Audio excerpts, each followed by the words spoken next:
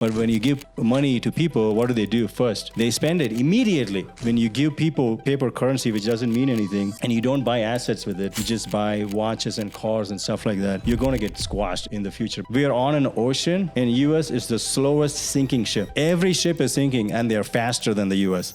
Till 2008, US actually was doing pretty good in terms of money printing and stuff. The feds were not getting involved as much. Okay. So, but then the crisis, with the housing crisis happened, when they're giving all these ninja loans, no income, no jobs, and everybody gets their own. Stripper has like 8 loans.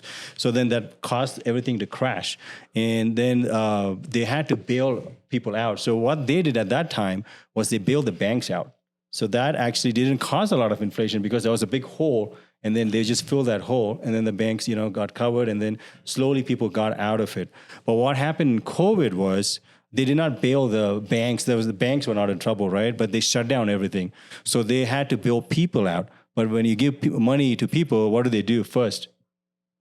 They spend it immediately. They spend it, most people, right? But, if we have money, we put it in some stocks, we put it in your investments, stuff like that. But most people spend it. That causes hyperinflation because everybody's going out and spending money. And like what Vivek was saying, we started doing that for a long time, even though the economy was good. That is not a good move. You can't have stuff be very good and also print money and say we're going to help the poor by doing that. Because once you do that, asset prices will inflate, hyperinflate. That's why I remember during those times, I would be like calling you guys like crazy. Just give me freaking money. We need to buy stuff. And everybody was mad. Vivek was mad.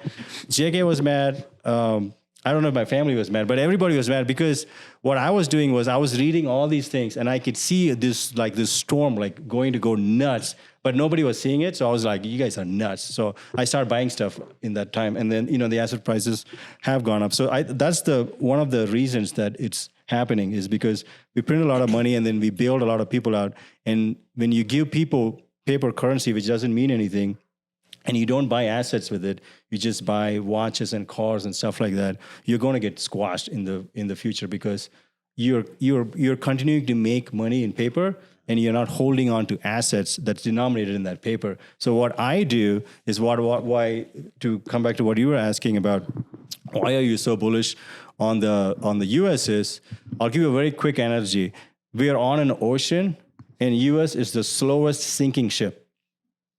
And I chose to be on the slowest sinking ship. Every ship is sinking, and they're faster than the U.S.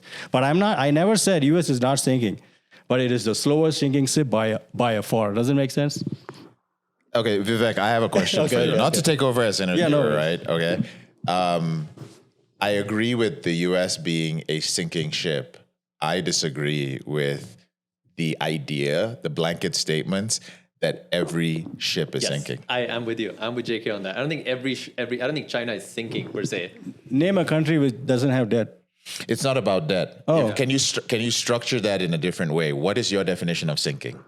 I'm only talking about the countries as an empire. Think of it like an empire, and they're printing money and they're spending, right? And they have debt and they print more money to get out of debt. And then there's a deficit problem too. Debt is okay. Deficit is a problem. Yeah, debt is okay. So I'll throw it back at you guys. How much debt to GDP does China have? I looked it up last night, so I don't know this like I always know it. Yeah, I don't know.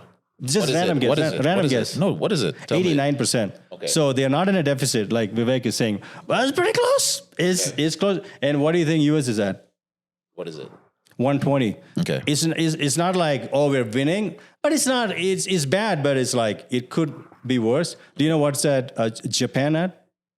Close to 300% of the GDP. And they've been like that for decades. Okay. What has happened to Japan? I don't know. They're still there. They're still making cool cars. They're still making anime. They still suffered stagflation for over 30 years. They have an aging problem. Yeah, they have an aging problem. The economy didn't grow that much. They have a different set of issues. Yeah.